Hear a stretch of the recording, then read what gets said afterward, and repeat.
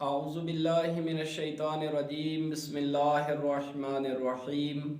मुहतरम सामिईन व नाज़रीन, अस्सलामु अलैकुम व रहमतुल्लाह। मारिफ़ इस्लामिया में हम आपका खैर मकदम करते हैं। हमारा आज का मौजू है इद्दत के मुताल्लिक़।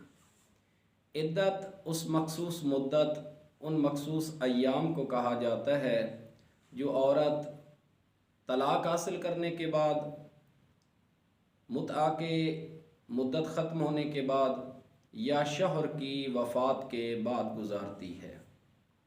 इन अय्याम को इद्दत कहा जाता है। इद्दत के वाजिब होने के चंद असबाब हैं। पहला सबब यह है कि इद्दत गुज़ारने के ज़रिए नसब महफूज हो जाता है। नसब में खलत मलत वाक़ नहीं होता, क्योंकि इन अय्याम में अगर वो औरत हामिला होगी तो उसका हमल ज़ाहिर हो जाएगा। क्योंकि अगर औरत को इजाज़त हो कि इधर उसे तलाक़ हो, उधर वो अक़दसानी कर ले, तो इससे नसब में खलत मलत वाक़ होने का अंदेशा है और मीरास में भी इश्तिबाह पड़ने का अंदेशा है। दूसरा ये सबब है कि क्योंकि इद्दत के अय्याम होते हैं, इद्दत के अय्याम में औरत घर से बाहर नहीं निकल सकती, जिस तरह के हम अभी बयान करेंगे। तो हो सकता है कि दो ख़ानदानों में जो औरत और मर्द की वजह से एक दुश्मनी और बुग़्ज़ और नफ़रत पैदा हो रहा है, वो सुलह में तब्दील हो जाए। उनको सोचने का मौका शरीयत ने दिया है, क्योंकि इस्लाम का मंशा है इत्तिहाद। इस्लाम वहदत को पसंद करता है, इस्लाम इफ्तिराक को पसंद नहीं करता।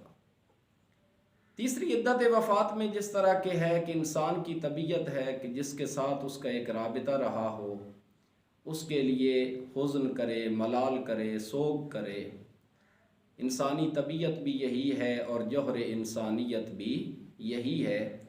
इसलिए औरत पर इद्दत वफ़ात वाजिब करार दी गई ताकि वो अपने शौहर के सोग में बैठे। इद्दत कितनी है?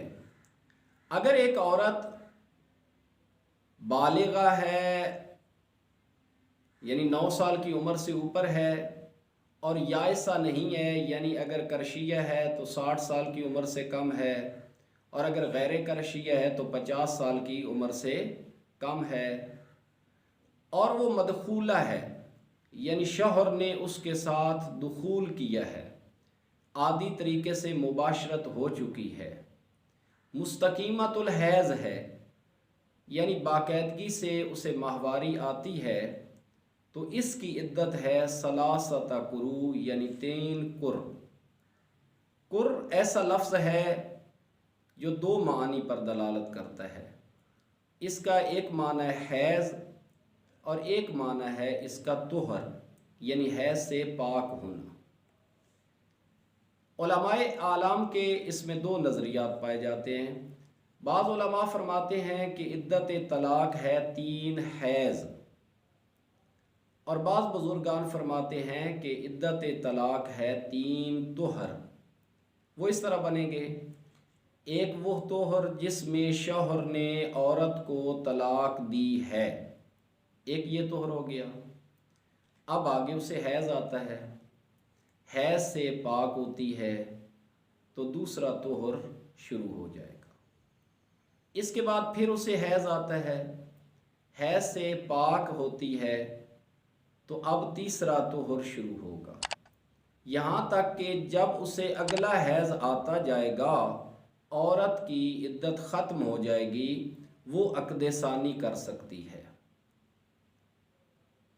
और जो लोग 3 हैज़ लेते हैं उससे मुराद, तो वो इस तरह बनेगा कि एक वो तोहर जिसमें उसने तलाक़ दी, इसके बाद जो हैज़ आएगा ये पहला हैज़ होगा, फिर वो पाक हुई, फिर उसे खून हैज़ आया और वो उससे पाक हुई, फिर जब उसे खून हैज़ आएगा, वो खून हैज़ से वो पाक होती जाएगी, तो उसकी इद्दत ख़त्म हो जाएगी।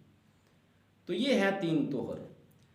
अगर एक औरत है इस उम्र में कि उसे हैज़ माहाना बाकायदगी से आना चाहिए, लेकिन किसी बीमारी या किसी वजह से उसे हैज़ मुस्तकिल नहीं आ रहा, माहवारी बाकायदगी से नहीं हो रही, उसको अगर कोई आदमी तलाक देता है तो उसकी इद्दत तलाक है 3 महीने, 3 माह।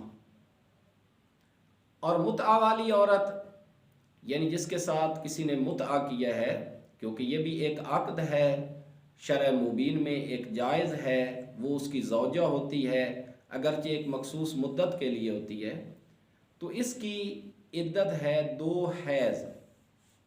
अगर वो मुस्तकीमतुल हैज़ हो यानी उसे बाकायदगी से खून हैज़ आता हो, लेकिन अगर किसी बीमारी की वजह से या किसी वजह से उसे खून हैज़ बाकायदगी से नहीं आता, तो शरीयत मुबीन ने उसकी इद्दत 45 दिन 45 दिन। और जो औरत हामिला है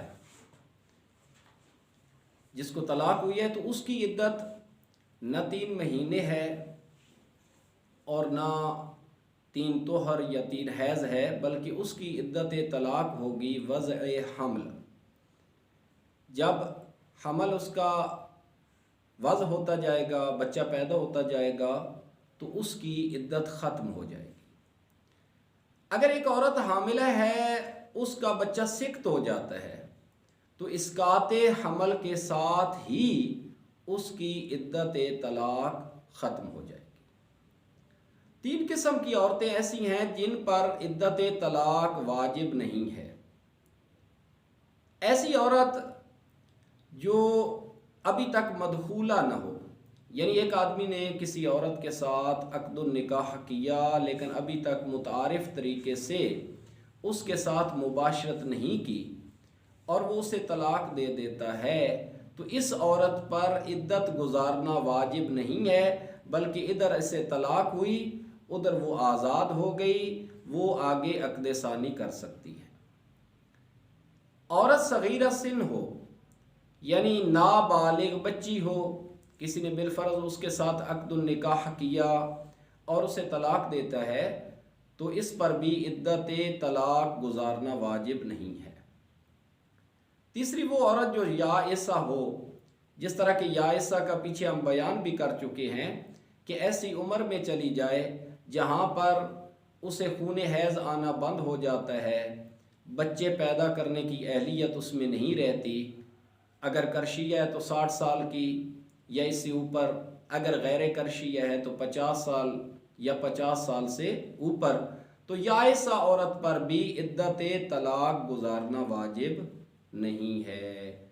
यानी इधर उसे तलाक हुई, उधर वो अक़्द सानी कर सकती है।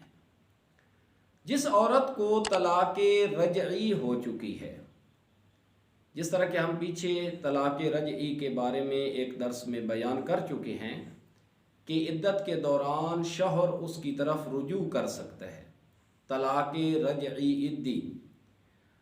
एक औरत को तलाक रजई हो चुकी है तो उसके लिए वाजिब है कि वो अपने शौहर के घर में रहे, और इस तरह शौहर पर वाजिब है उसका नानो नफ़का, उसका रिहायशी मकान, उसे घर से निकालना उसके लिए जायज़ नहीं है। और जब तक वो औरत कोई फाहिशा अंजाम न दे, उसे वो घर से नहीं निकाल सकता। फाहिशा लफ्ज़ मासूमीन की अहादीस में आया है और मासूमीन अलैहिस्सलाम ने इस लफ्ज़ फ़ाहिशा को 2 लफ्ज़ों से तफसीर किया है, ताबीर फरमाया है। कुरान मजीद में भी लफ्ज़ फ़ाहिशा आया है। मासूम फरमाते हैं फ़ाहिशा से मुराद ये है कि वो औरत उसके घर वालों को तंग करती हो, अज़ियत देती हो, तो फिर उसे वो घर से निकाल सकता है।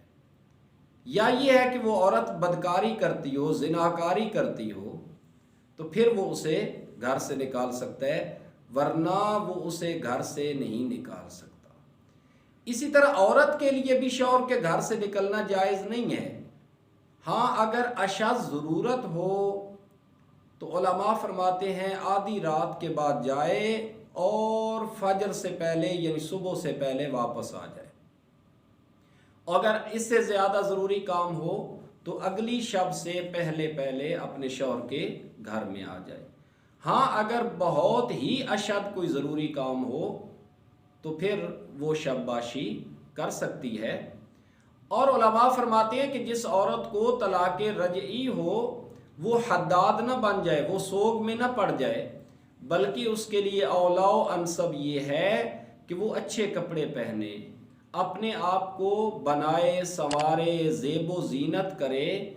शायद कि उसका शौहर उसकी तरफ माइल हो जाए, वो अपनी तलाक से रुजू कर ले, ताकि वो फितना फसाद जो इन दोनों की वजह से दो ख़ानदानों में खड़ा होने लगा है, जो कि फ़ितना सिर्फ नफ़रत तक नहीं रहता बल्कि कभी कभी तो वो कत्लो क़िताल तक पहुँच जाता है, उसकी नौबत न आए। अस्सलामु